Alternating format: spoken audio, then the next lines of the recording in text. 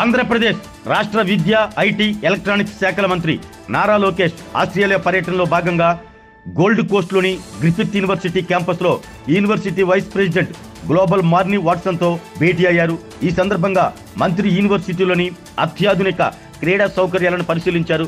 Griffith varsity ప్రత్యేకతల గురించి Marnie Watson వివరాలు తెలియజేస్తూ 1975లో స్థాపితమైన తమ విశ్వవిద్యాలయం ప్రపంచంలోని అగ్రశ్రేణి పబ్లిక్ యూనివర్సిటీల్లో ఒకటిగా ఉందని చెప్పారు. క్వీన్స్లాండ్లో యూనివర్సిటీకి గల 5 క్యాంపస్ల్లో 50,000 మందికి పైగా విద్యార్థులు విద్యనభ్యసిస్తున్నారంటూ చెప్పారు. సామాజిక న్యాయం, స్థిరత్వం, ఆవిష్కరణ రంగాల్లో పేరుగాంచిన తమ విశ్వవిద్యాలయం 2027లో బ్రిస్బెన్ సిబిడిలో కొత్త క్యాంపస్ ప్రారంభించబోతుందంటూ తెలిపారు.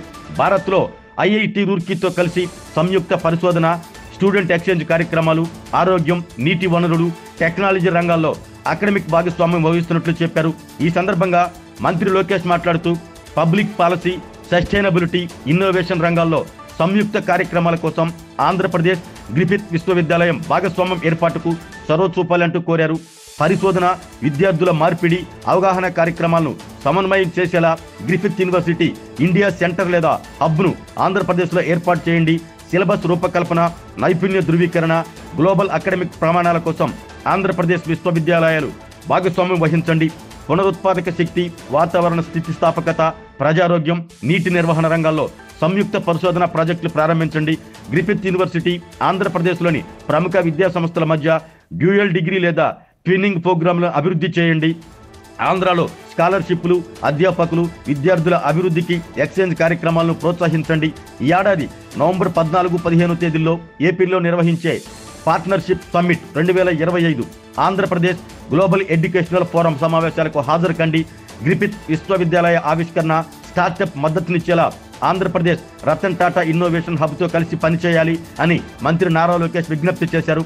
విద్యారంగ సంస్కరణలో ఆంధ్రప్రదేశ్ భారత్లో ముందు వరుసలో ఉందని రాష్ట్ర విద్య, ఐటీ, ఎలక్ట్రానిక్స్ శాఖల మంత్రి నారా లోకేష్ అన్నారు.